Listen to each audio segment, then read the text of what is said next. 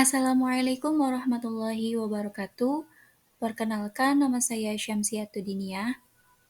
Pada kesempatan kali ini, saya akan membuat video tutorial tentang analisis regresi berganda dengan menggunakan aplikasi SPSS.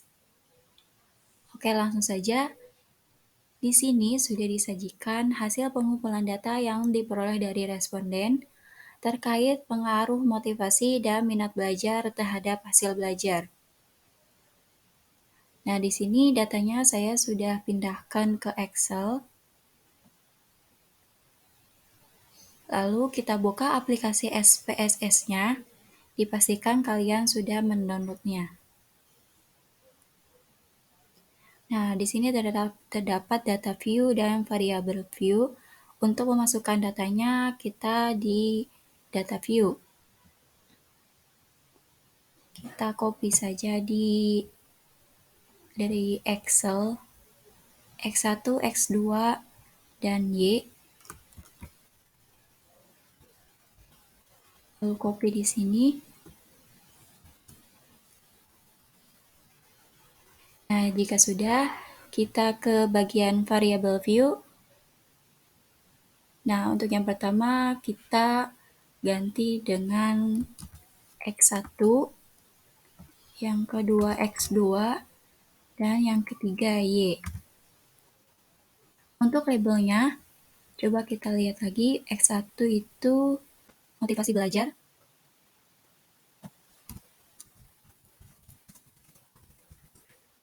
X2-nya minat belajar.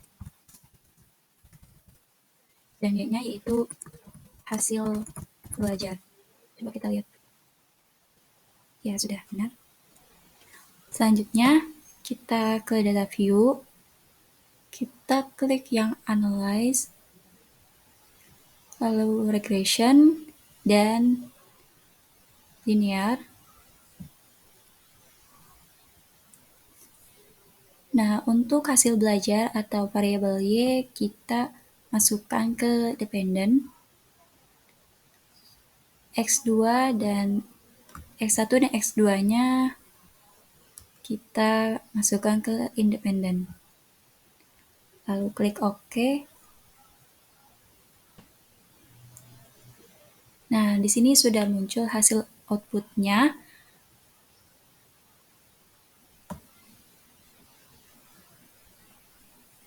Lalu kita akan menginterpretasikannya.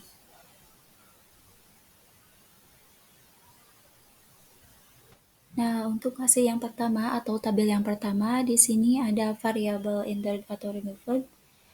Tabel ini menjelaskan tentang variabel yang dimasukkan serta metode yang digunakan. Nah, untuk variabel yang dimasukkan adalah variabel motivasi belajar dan minat belajar, yaitu sebagai variabel independen. Dan hasil belajar yaitu sebagai variabel dependen. Dan metode yang digunakan adalah metode enter. Untuk tabel yang kedua yaitu model summary. Nah, di sini diketahui nilai R-square-nya yaitu sebesar 0,803. Maka berkesimpulan bahwa sumbangan pengaruh variabel independen terhadap variabel dependen secara simultan atau secara bersama-sama yaitu sebesar 80,3%. Selanjutnya untuk tabel yang ketiga yaitu ANOVA. Nah, di sini diketahui model regresi yang dinyatakan yaitu fit jika nilai signifikansi kurang dari 0,05. Dan diketahui nilai signifikansinya sebesar 0,000, yaitu kurang dari 0,05. Maka berkesimpulan bahwa variabel independen berpengaruh signifikan secara simultan terhadap variabel independen. Untuk tabel yang terakhir yaitu koefisien. Nah, di sini ada kriteria pengujian uji T yaitu uji hipotesis. Jika nilai signifikansi yaitu kurang dari 0,05, maka berkesimpulan ada pengaruh signifikan, dan jika nilai signifikansi tepat di angka 0,05, maka untuk mengetahui ada atau tidaknya pengaruh variabel independen terhadap variabel dependen, ini bisa menggunakan perbandingan T hitung dengan T tabel.